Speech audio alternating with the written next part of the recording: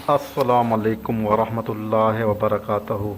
मुअज़्ज़िज़ नाज़रीन व सामीन, आज का हमारा मौजू है रसूलों पर ईमान, इत्तेहाद और एहतराम।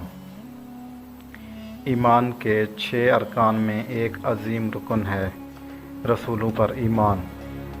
अल्लाह ताला ने हर दौर में इंसानों की हिदायत के लिए नबी और रसूल भेजे, जो इंसानों को हक़ और बातिल में फ़र्क सिखाते थे।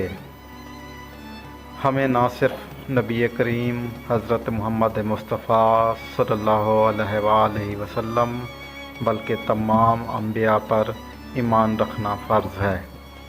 ये ईमान ना सिर्फ अक़ीदे को दुरुस्त करता है बल्कि उम्मत मुसलमा में इत्तेहाद पैदा करता है और दूसरों के मजहबी जज्बात का भी एहतराम सिखाता है।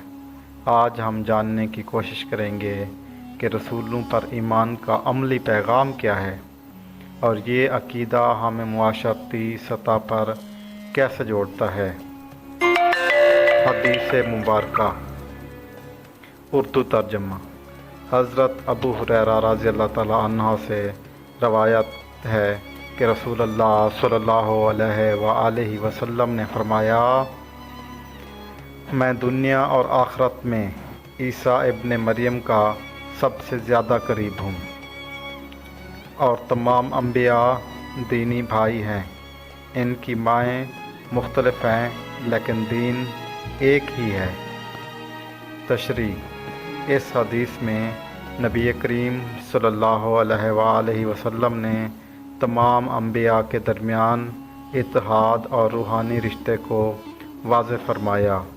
इस्लाम सिर्फ़ नबी सल्लल्लाहु अलैहि वसल्लम पर ईमान का नाम नहीं बल्कि हज़रत आदम अलैहिस्सलाम से लेकर हज़रत ईसा अलैहिस्सलाम तक तमाम रसूलों पर ईमान लाना फ़र्ज़ है।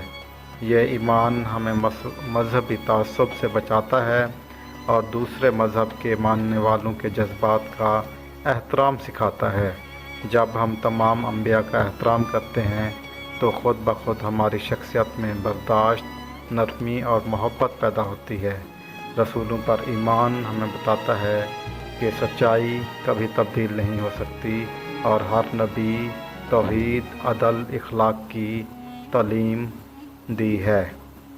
अल्लाह ताला हमें इस पर अमल करने की तौफ़ीक और इस्लाम पर कायम रहने की तौफ़ीक अता फ़रमाए। आमीन सुम्मा आमीन। अगर आपको आज की वीडियो अच्छी लगी है तो इसे लाइक करें, चैनल को सब्सक्राइब करें और अपने दोस्तों रिश्तेदारों के साथ वीडियो को शेयर करना हरगिज़ न भूलें। जज़ाकल्लाह। अल्लाह हाफ़िज़।